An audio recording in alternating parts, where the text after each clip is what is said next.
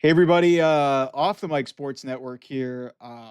Holy shit.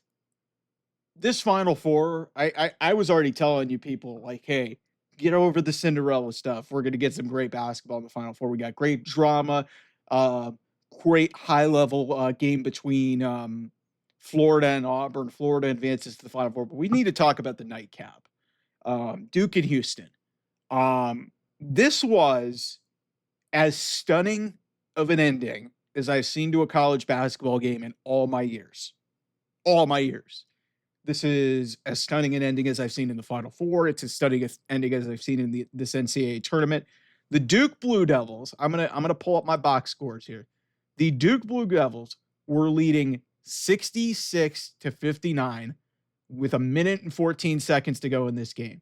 Kevin Malawach gets a foul. Emmanuel Sharp hits two free throws. It's 66-61. Then Joseph Tugler gets a technical foul for smacking the ball out of the inbounder's hands. I think it was Sion James. Smacks the ball. That's a technical foul. It's a one-shot foul, and they keep the ball. Somehow, Houston gets out of that, only being down 6 points. Emmanuel Sharp hits a three-pointer. They get a steal. They get a tip dunk finish, and it's a 1 point game. And a lot of people are going to migrate to what happened with Cooper Flag after Tyrese Proctor missed the front end of a 1-and-1. Cooper Flag gets called for an over and back. It is a foul. It leads to a couple of free throws for Juwan Roberts. Houston takes the lead, and Cooper Flag got a chance to win the game. He just couldn't make a shot over Juwan Roberts.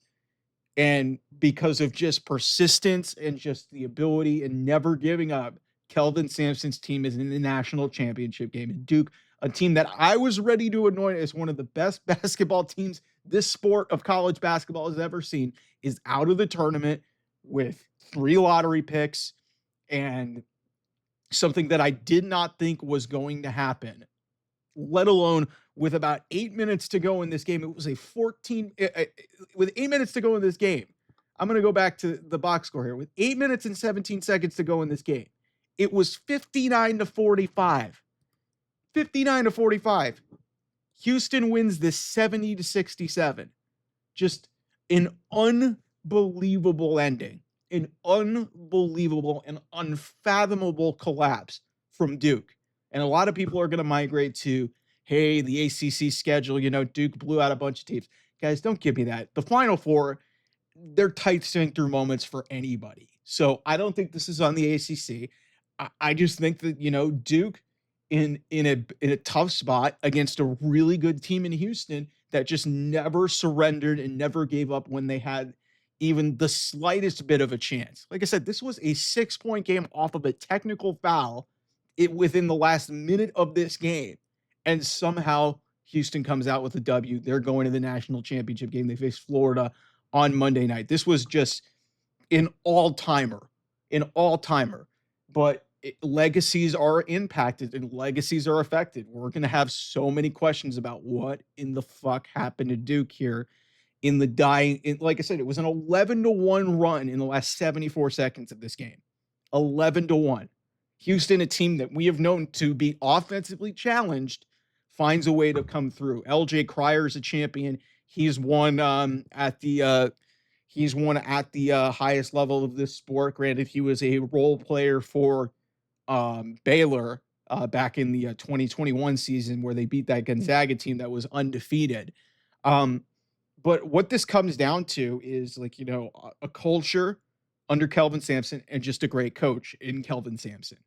I'm not trying to disrespect John Shire. John Shire's done an amazing job in 3 years taking over from Mike Krzyzewski, but Kelvin Sampson is the best coach in the sport. He's the best coach. Like, you saw it in the Sweet 16 against Purdue. They drew an out of bounds play for an easy dunk. Just an amazing, and it's just like never, like, even after just that deflating play by Joseph Tugler, giving up the technical free throw, they're still able to find a way to get to the end of this game and beat the best player in America, beat what I thought was the best team in America, and their best was going to beat anybody. But they had an awful 10-minute stretch at the end of this game. I think it was 21-8, where Duke only made one shot, which was a Cooper Flag 3 They only made one field goal down the stretch of this game, which is you're just not going to do that. You're not going to be able to win very many games. Um, but I am so incredibly impressed with, the heart and determination and just like the will of this Houston team. They've been up against it, like I said, against Purdue, against Tennessee, like against Kansas at Fog Allen earlier this year. That game was brought up a lot in the post game. This team is different from other Houston teams that have been this close. Um, they can score. LJ Cryer is a dude. Emmanuel Sharp made some massive, massive plays.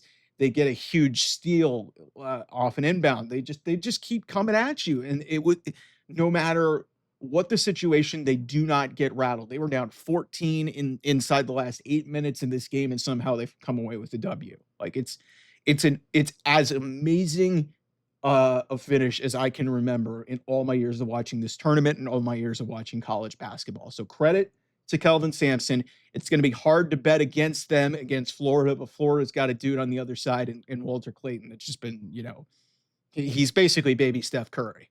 That's literally what he is. Like he just makes these tough, ridiculous shots and he makes them look easy. So this is going to be a fascinating national championship game, but I still cannot believe that Duke is not in this game, given where they were late in this, and they just couldn't close. They couldn't. It's an unfathomable comeback and just an equally as unbelievable collapse by Duke. So an unfathomable comeback from Houston and an unbelievable, collapse from Duke. It's just like I, I'm, I've been able to talk to you guys for close to 6.5, 7 minutes here, but it's hard for me to wrap my brain still around this fresh in my mind after what I saw. Like, aside from the fact that the last 90 seconds of this game took a decade and a half to play, but Houston's just got a bunch of men. They got Emmanuel Sharp looks like he's 35 years old, man. And he looks like he's still in college. LJ Cryer's been around the block forever. Juwan Roberts, Joe Tugler, like these guys are men. They are just dudes. They are men. And they've got one of the greatest men to coach this game. And he got himself into some trouble when he was at Indiana. But Kelvin Sampson has found a home. And if he gets this done on Monday night, it's going to be one of the defining moments of his career and one of the great moments in this sport, because that is one of the good coaches and one of the great coaches that has ever graced the sport. And to see the run that they've been able to do in this tournament, especially after the last couple of years where they had some really good teams and they had some bad injury luck. This was just an unbelievable culture, just, program win for Houston. That being said, it's also as a deflating and it's just a notch, like one of those, you're just going to be thinking about it forever for Duke because, this was as good of a roster as I've ever seen. Like they were blowing teams out. This was statistically one of the best teams that college basketball's ever seen. And they can't even get to the championship game because they had a horrible 90-second stretch at the end of this game that cost them a national championship. Who knows if Cooper Flagg is going to come back? I doubt it. There's just so much money on the table for him. All this talk about NIL. I just can't see Cooper Flagg coming back. But holy mackerel, what a game. What a national championship that we're going to get. Florida and Houston on Monday night from San Antonio. Just holy mackerel. What a game. Thanks so much for watching. I'll see you guys soon. Bye-bye.